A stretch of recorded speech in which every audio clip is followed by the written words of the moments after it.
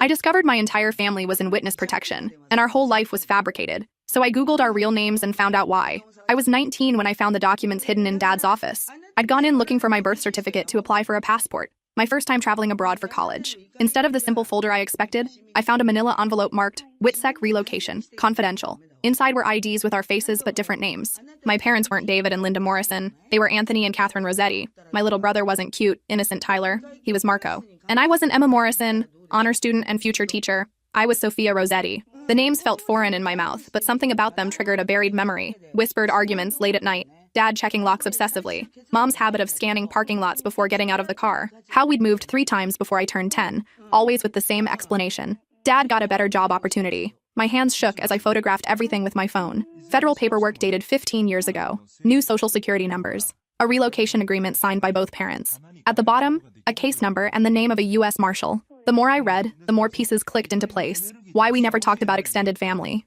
Why there were no baby photos of me or Tyler before age 4. Why Mom sometimes woke up screaming from nightmares she refused to discuss. Why Dad carried a gun in his briefcase, something I'd discovered years ago but never questioned. That night, I waited until everyone was asleep, then crept into the basement with my laptop. My heart pounded as I typed Anthony Rossetti into the search bar. Part of me hoped I'd find nothing, that this was all some elaborate mistake or misunderstanding. The results made my blood run cold. News articles from 2008 filled my screen. Headlines screamed about organized crime, racketeering, and a massive FBI investigation that brought down half of Chicago's crime families. Anthony Rossetti wasn't just mentioned. He was a key witness whose testimony had put away 12 people, including his own brother. I clicked on a photo from the Chicago Tribune. There was Dad, 15 years younger, walking into federal court flanked by U.S. Marshals. The caption read, "Star witness Anthony Rossetti arrives to testify against the Benedetti crime family." The article detailed how Dad had been the Benedetti family's accountant, managing their money laundering operations through a chain of restaurants. When the FBI raided their headquarters, they'd offered him a deal: testify against everyone or spend 30 years in prison. But what made me physically sick was reading further down the page. Mom's maiden name had been Catherine Benedetti. She wasn't just married to the accountant, she was the boss's daughter. My father had betrayed his wife's own family to save himself. I searched for more information about the Benedetti family, and what I found made me understand why we'd been running for 15 years. The organization had tentacles reaching across 3 states: drug trafficking, illegal gambling, contract killings, and according to multiple news sources, they had a reputation for never forgetting betrayal. A 2010 article mentioned that 2 other witnesses from the same case had been found dead despite being in protective custody. One had his cover blown when he tried to contact his elderly mother. The other had been identified by a former associate at a grocery store in Phoenix. Their deaths weren't quick or clean. I kept searching until I found what I was dreading: a forum post from just 6 months ago on a crime enthusiast website. Whatever happened to Anthony Rossetti, the snitch who brought down the Benedettis? Someone should find that rat. The responses made my stomach churn. People posting theories about where Dad might be hiding. Someone had even uploaded an age progression photo showing what he might look like now. It was eerily accurate. Then I found the news article that changed everything. Vincent Benedetti released after serving reduced sentence. The date was 2 weeks ago. Vincent Benedetti was Uncle Vincent, Mom's brother, the man who taught me to ride a bike and snuck me extra dessert at family dinners. At least that's what my fragmented childhood memories told me. The article mentioned that he'd been a model prisoner, earning early release for good behavior. It quoted his lawyer saying that Vincent was looking forward to reconnecting with family and settling old scores in a legal manner. The phrasing sent chills down my spine. I cross-referenced the release date with our family's recent behavior. Dad's sudden insistence on updating our security system 3 weeks ago. Mom's new habit of varying her route to work. The way they both insisted Tyler and I check in more frequently when we were out. They knew. They'd known for weeks that our worst nightmare was walking free. I spent the next 3 hours researching everything I could find about Vincent Benedetti. Court records painted a picture of a man who'd built his empire through calculated violence. The FBI had connected him to at least 7 murders, though they'd only been able to prove 3. But the most disturbing discovery came when I found a recent interview he'd given to a local Chicago paper upon his release. "Family is everything," he'd said. "Blood is thicker than water, and some betrayals can never be forgiven or forgotten." When asked about his plans, he'd smiled and said, "I'm going to reconnect with everyone who matters to me." Some people think distance and time can erase the past. They're wrong. The journalist had pressed him about his brother-in-law's testimony. Vincent's response was chilling. Anthony made his choice. Now he has to live with the consequences. Him and his family. I realized I was crying, not just from fear, but from grief. Everything I'd believed about my life, my family, my identity, it was all smoke and mirrors. The loving extended family I'd mourned losing in childhood hadn't been lost to distance or death. They'd been lost to betrayal. But worse than that was the growing certainty that our time was running out. I searched deeper into our family history. Mom's family had run Benedetto's restaurant for 3 generations. It wasn't just a business, it was the center of their world. Sunday dinners with 30 relatives, weddings that lasted 3 days, baptisms where the entire neighborhood showed up. I found photos on the restaurant's old website. There was Mom at 16, helping in the kitchen. Dad at 18, awkward in a server's apron. Apparently, he'd started working there to pay for college. And there was Uncle Vincent, always in the center of every photo, arm around whoever was nearest.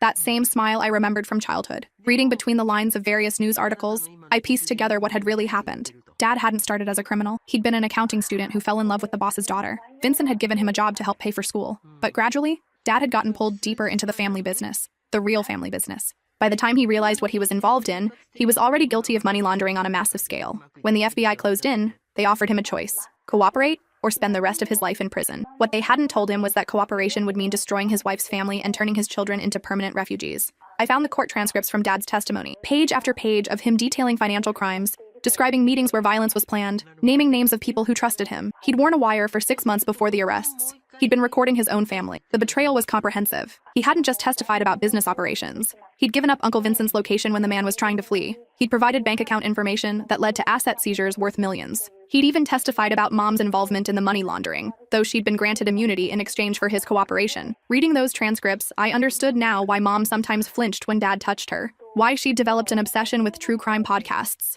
why she'd homeschooled us for 3 years for better education, when really, she'd been terrified of sending us to public school. She hadn't just lost her family, she'd watched her husband destroy them. But what I found next made everything else seem trivial. A crime forum post from 3 days ago. Vincent B. spotted at O'Hare Airport. Looks like he's heading somewhere specific. The responses were from people who seemed to know exactly who Vincent B. was and why his travel plans mattered.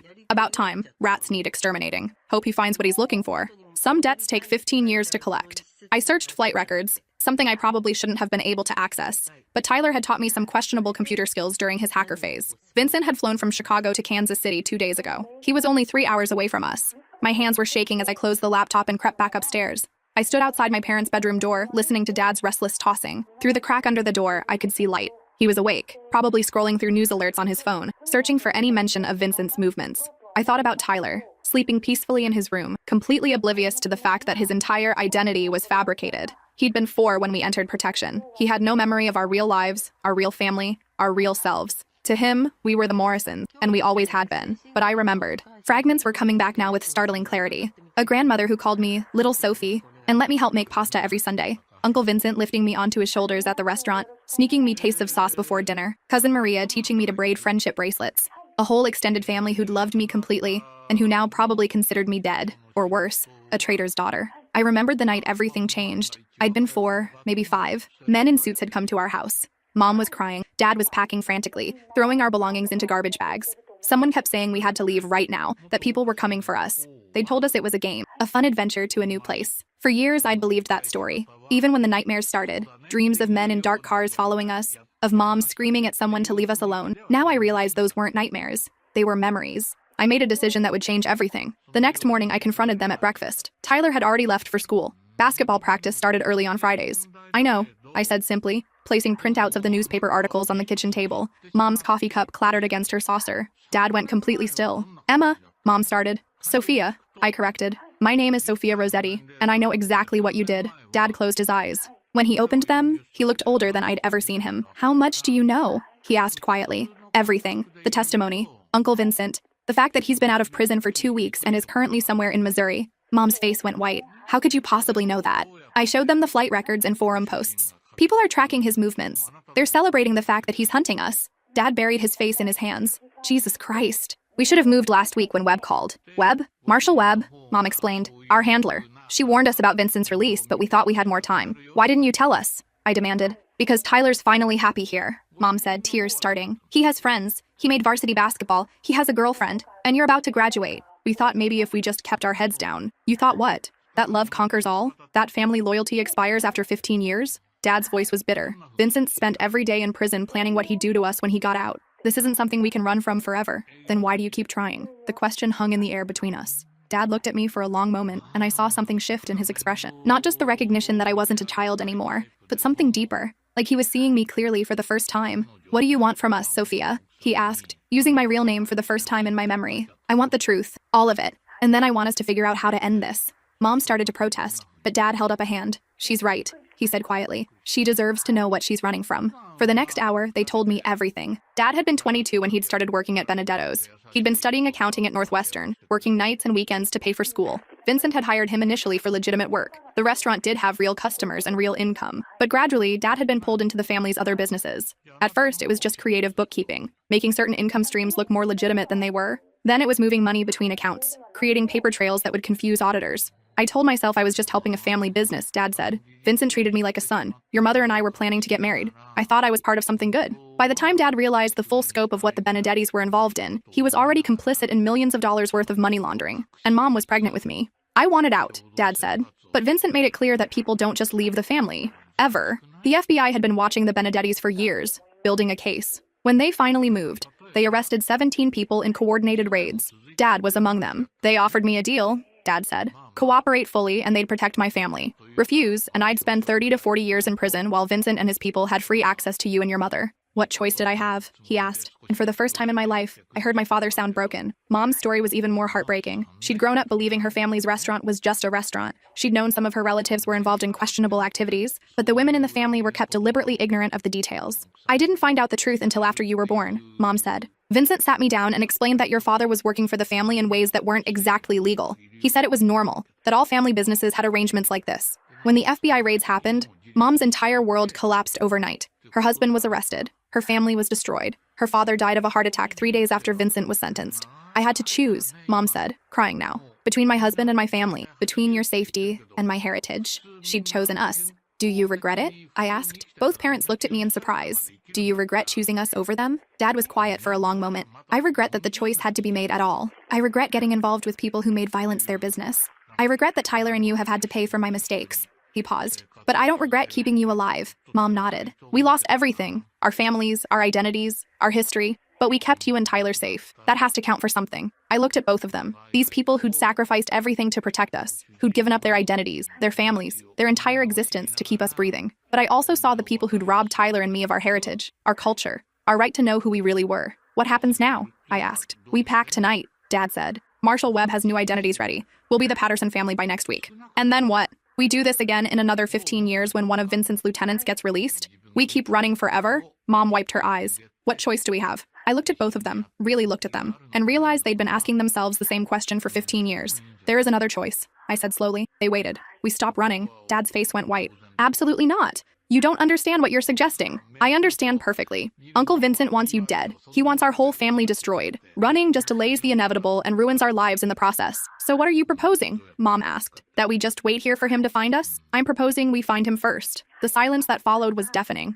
Emma, Sophia, Dad said carefully. Vincent isn't just some angry relative. He's a career criminal with resources and connections we can't even imagine. But he's also a 72-year-old man who just spent 15 years in prison, I countered. His organization is scattered. Most of his allies are dead or in prison themselves. And most importantly, he's angry, which means he's not thinking clearly. I pulled out my phone and showed them what I'd discovered that morning. He's staying at the Marriott downtown under his own name. He's not hiding because he thinks he's untouchable. He's been posting on social media for crying out loud. Look, I showed them Vincent's Facebook page, which he'd apparently created upon his release. Photos of him at the prison gates, a check-in at a Chicago restaurant, a post about visiting old friends and settling old business. This isn't a criminal mastermind anymore, I continued. This is a bitter old man who wants revenge more than he wants to be smart about getting it. Mom was staring at me like I'd grown a second head. What exactly are you suggesting we do? We contact Marshall Webb. We tell her we want to help set up a sting operation. Vincent wants Dad? Fine. Let's give him what he wants. With the FBI watching every move. Dad shook his head violently. I won't use my family as bait. We're already bait, I said. We've been bait for 15 years. The only difference is whether we're running scared or taking control of the situation. I pulled out my laptop and showed them more of what I'd discovered. Vincent made reservations at Benedetto's, the old family restaurant, for tomorrow night. Table for 4. He's planning to meet people there, probably associates who've been tracking us for him. Mom's face went completely pale. How do you know that? Because I called and pretended to be confirming the reservation. The hostess was very chatty about how exciting it was to have Mr. Vincent back after all these years. I looked at both of them. This is our chance. He's going to be in a public place, probably with minimal security because he thinks he's safe. If Marshall Webb sets up surveillance, no, Dad said firmly. I won't risk your lives for my mistakes. They're not just your mistakes anymore, I said quietly. The moment you decided to have children while living this lie, you made it our problem too. Tyler and I deserve the chance to live normal lives without looking over our shoulders. I stood up and went to the window, looking out at our quiet suburban street. I've been thinking about this all night. What kind of life is Tyler going to have? He can't ever use social media freely. He can't pursue careers that require background checks. He can't form deep relationships because he can never tell anyone who he really is. I turned back to my parents. And what happens when one of us gets seriously injured and needs medical records we don't have? What happens when Tyler wants to get married and his bride's family does a background check? What happens when we have children and they ask about their grandparents? Mom was crying again, but she was also nodding slowly. She's right, she whispered. We can't keep doing this to them. Dad stared at us both, and I could see the exact moment he realized we weren't the helpless children he'd been protecting anymore. If we do this, he said finally, we do it properly. Full federal protection, professional surveillance. And if anything goes wrong, anything at all, we disappear forever. No arguments, no delays. I nodded. Agreed. He pulled out Marshall Webb's card. Apparently, he'd been carrying it with him for weeks. I'll make the call, he said. 3 hours later, Marshall Patricia Webb was sitting in our living room, looking like she'd rather be anywhere else in the world. She was younger than I'd expected, maybe 45, with graying brown hair and the kind of alert eyes that suggested she'd seen too much. She wore a simple blue suit and carried herself with the confidence of someone who'd spent years dealing with dangerous people. This is highly irregular, she said for the 4th time. Using protected witnesses as operational assets goes against every protocol we have. But it could work, I insisted. Vincent wants a meeting with Dad. We can give him one. Marshall Webb looked at Dad. You understand what you're volunteering for? If Vincent suspects this is a setup, he won't just disappear. He'll escalate. Dad's voice was steady. I've been running from this man for 15 years. I'm tired of being afraid. And your children? Are you willing to risk their lives for closure? We're willing to risk our lives for freedom, I answered before Dad could respond. This isn't about revenge. It's about ending this cycle so Tyler and I can have real futures. Marshall Webb studied all of us for a long moment. I could see her weighing risks, calculating odds, probably thinking about how she'd explain this to her superiors if things went wrong. If we do this, she said finally, it's by federal rules. Professional agents, controlled environment, multiple backup plans. You don't freelance, you don't improvise. You follow instructions exactly as given. We all nodded. And if Vincent brings backup we're not prepared for, or if the situation becomes unsafe in any way, we abort immediately. You disappear that night and you never surface as the Morrison family again. Understood, Dad said. Marshall Webb made several phone calls, speaking in careful code with people whose names I'd probably never know. While she talked, I thought about Tyler, still at school, completely unaware that his life was about to change forever. When she hung up from the last call, her expression was grim. We're going to do this, she said, but not at the restaurant. Too many civilians, too many variables. We're going to arrange a different meeting location. She pulled out a tablet and showed us photos of a warehouse district across town. Industrial area, mostly abandoned after 6 p.m. We can control access points, position agents, and ensure no innocent bystanders get caught in crossfire if things go wrong. How do we get Vincent to agree to meet there instead of the restaurant? I asked. We're going to tell him Dad wants to surrender himself in exchange for leaving the rest of the family alone,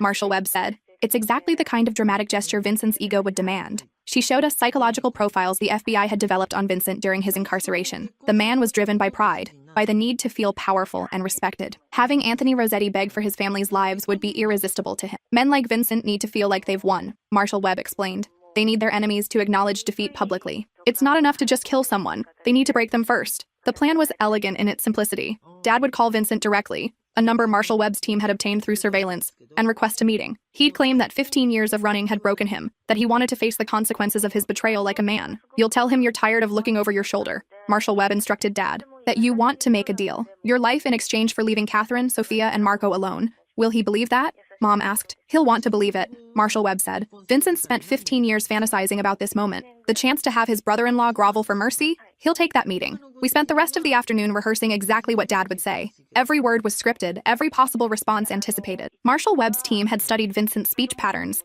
his psychological triggers, his ego weaknesses. Remember, she told Dad, you're a broken man who's run out of options. You're not being brave, you're being desperate. That's what Vincent wants to see. When Tyler came home from school, we told him Dad was working on a special project that required some security consultations. He was too distracted by basketball playoffs and an upcoming dance to pay much attention, but I caught him looking at me strangely a few times. Are you okay? He asked me while we were making dinner. You seem weird today. Just stressed about college applications. I lied. He nodded, accepting the explanation easily. At 14, he still believed that teenage anxiety was the worst thing in the world. That evening, Dad made the call. We all gathered around the kitchen table, with Marshall Webb and 2 other agents listening on monitoring equipment. My heart pounded so loudly I was sure the microphones would pick it up. Dad dialed the number with steady hands. It rang twice before a familiar voice answered. Yeah? Vincent? It's Tony. A long pause. When Vincent spoke again, his voice was soft and dangerous. Well, Anthony Rossetti. I was wondering when you'd call. I want to meet, Dad said, following the script perfectly. Just you and me. We need to talk. Oh, we're going to talk, Tony. We're going to have a very long conversation about family loyalty. I know what I did was wrong, Dad said, and the pain in his voice wasn't entirely acting. I've spent 15 years regretting it. But my family, they don't deserve to pay for my choices. Vincent laughed, and the sound made my skin crawl. Your family? You mean my sister and her children? The niece and nephew I haven't seen since they were babies because their father decided to become a rat? I'll make it right, Dad said. Whatever you want from me, I'll give you. Just leave Catherine and the kids alone. Another pause. I could almost hear Vincent's mind working, savoring the moment. You know what, Tony? I think we should meet, but not at some public place where you might have friends waiting. Somewhere private. Somewhere we can really talk. Name the place, Dad said. Vincent gave him an address. The warehouse district Marshall Webb had already prepared. Tomorrow night, 9 o'clock. Come alone, and come ready to make things right. I'll be there, Dad said. You better be. Because if you don't show, I'm going to pay a visit to that nice house on Maple Street where Catherine's been living. And I'm going to have a long conversation with my nephew about what happens to traders' children. The line went dead. Marshall Webb was already on her radio, coordinating with her team. Target confirmed for tomorrow 9 p.m. All units prepare for operation. I looked at Dad, who was staring at the phone like it might explode. He knows where we live, Mom whispered. He's known for weeks, Marshall Webb said. Vincent's just been playing with you, waiting for the right moment. This call gives us the advantage. Now we control when and where the confrontation happens. That night, our house was transformed into a federal command center. Agents installed monitoring equipment, ran communication checks, and briefed Dad on exactly what to say and do during the meeting. Meanwhile, Tyler remained completely oblivious. We told him the agents were security consultants helping Dad with a work project. He bought the story completely, even asking one of the agents about FBI recruitment requirements for a school project. Kid's got good instincts, the agent told me later. He'd make a good federal agent himself someday. The irony wasn't lost on me. Thursday night, Marshall Webb pulled me aside. Last chance to change your mind, she said. Once this starts, there's no going back. If things go wrong tomorrow night, your family might have to disappear permanently. New names, new faces, no contact with anyone from your current life. I know, I said, but we can't keep living like this. Tyler deserves to know who he really is. We all do, she nodded. Your father's lucky to have you. No, I said, watching Dad rehearse his lines with the agents for the dozenth time. We're lucky to have each other. Friday evening arrived with unseasonable rain, the kind of weather that made everything seem more ominous, more final. At 7 p.m., Tyler left for the school dance. I hugged him goodbye, memorizing the feel of it in case it was the last time I'd see him as Emma Morrison's little brother. Have fun, I told him. You're being weird again, he said, but he was grinning. Must be a girl thing. If only he knew. Dad kissed Mom goodbye at 8:30 p.m., and for a moment, I saw them as Anthony and Catherine Rossetti, young people in love who'd made terrible choices and spent 15 years paying for them. I love you, Mom whispered. I love you too, he replied. All of this, everything we've been through, it was worth it to keep you and the kids safe. I hugged him at the door. Be careful, Dad. He smiled, the first genuine smile I'd seen from him since I'd discovered the truth. I will. And when this is over, we're going to have a very long conversation about our real family history, the good parts you never got to know. 2 FBI vehicles followed Dad to the warehouse district, maintaining careful distance. Marshall Webb and her team were already in position, with agents disguised as homeless people, maintenance workers, and late-shift employees. Mom and I waited at home, listening to radio chatter from the command post they'd set up in our garage. At 8:47 p.m., Vincent arrived at the warehouse. He wasn't alone. 3 vehicles, came the report over the radio. Target plus 5 associates, all appear armed. My heart sank. This wasn't the small, manageable operation we'd planned for. Abort? Came a voice over the radio. Negative, Marshall Webb's voice responded. We proceed. All units maintain position. At 9:02 p.m., Dad's car pulled into the warehouse parking lot. Lone Wolf is in position, came the report. Lone Wolf was Dad's code name. For the next 20 minutes, we listened to Vincent and Dad's conversation through the wire Dad was wearing. Every word was clear, recorded for posterity and legal proceedings. Vincent had spent those 20 minutes detailing exactly what he'd planned to do to our family, how he'd tracked us through social media posts from Tyler's basketball games, how he'd been paying informants to watch for any sign of the Rossetti family in small towns across the Midwest. I'm a patient man, Tony, Vincent's voice said through the radio speakers. I can wait decades if I have to, but nobody betrays the Benedetti family and lives to enjoy it. Dad's voice was steady despite everything. My family had nothing to do with my choices, Vincent. They were children. They're Rosettis, Vincent replied. That's enough. Then Vincent made his fatal mistake. You know what I'm going to do, Tony? I'm going to kill you first so you can't warn them. Then I'm going to visit Catherine. I'm going to make her watch while I kill Marco.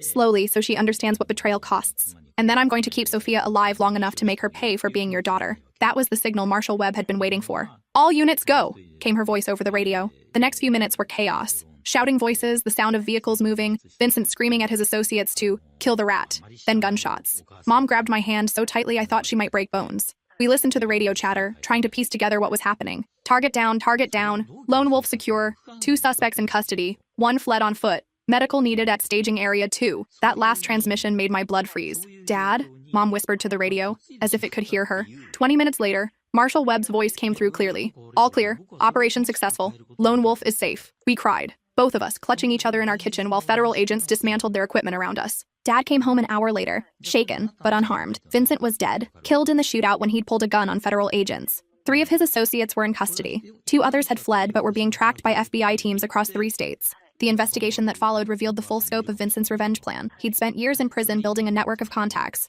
offering payment to anyone who could provide information about the Rossetti family's location. He'd been planning to torture Dad's entire family before killing them, then display their bodies as a warning to anyone else who might consider betraying organized crime families. 6 months later, we sat in a federal courthouse as Vincent's surviving associates were sentenced for conspiracy to commit murder, violation of federal witness protection laws, and a dozen other felonies. The trial revealed details that made our 15 years of running seem like a picnic compared to what Vincent had actually been planning. After the sentencing, Marshall Webb handed us a choice we'd never expected to have. "You can stay in witness protection as the Morrison family," she said. "Vincent's dead, but there might be others who still hold grudges. Or you can reclaim your real identities. The threat assessment shows minimal ongoing risk." The decision wasn't as easy as I'd expected. Tyler, who'd learned the truth after Vincent's death, was struggling with the revelation that his entire identity had been fabricated. He'd gone through weeks of counseling, trying to process the fact that he was Marco Rossetti, not Tyler Morrison. "I don't know how to be Marco," he'd told me one night. "Tyler Morrison plays basketball and gets good grades and has normal problems. Marco Rossetti is the son of a snitch whose uncle tried to kill his family. Which one am I supposed to be?"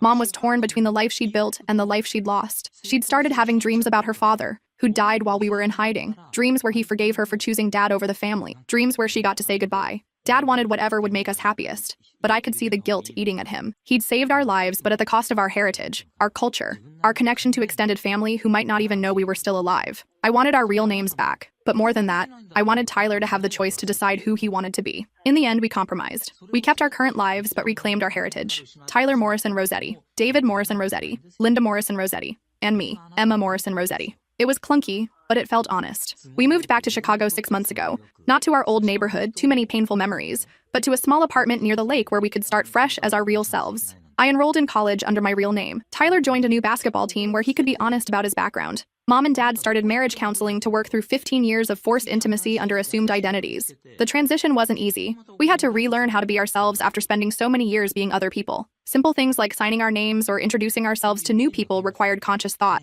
But slowly, we began to remember who we'd been before we became the Morrisons. Mom started cooking Italian food again. Recipes her mother had taught her that she'd avoided for 15 years because they reminded her of what she'd lost. The smell of garlic and basil in our kitchen made her cry the first few times, but they were good tears. Dad reached out to his surviving relatives, cousins and aunts who'd had no idea what had happened to Anthony Rossetti and his family. Some wanted nothing to do with us, still angry about his testimony, but others welcomed us back with open arms, grateful to learn we were alive. Tyler struggled the most with the adjustment. He'd spent 10 years building Tyler Morrison's personality, and discovering that it was all artificial left him feeling hollow. He went through a phase where he insisted everyone call him Marco, then switched back to Tyler, then settled on Tyler Marco, using his middle name as a bridge between his identities. "I don't know if I'm Italian or American or both or neither," he told our counselor during one family session. "I don't know if I like basketball because I really like it or because Tyler Morrison was supposed to like it." It took months of therapy for him to understand that interests don't have ethnicities, that the person he'd become was real even if his name had been fake. Last week, I visited Benedetto's restaurant. It's under new management now,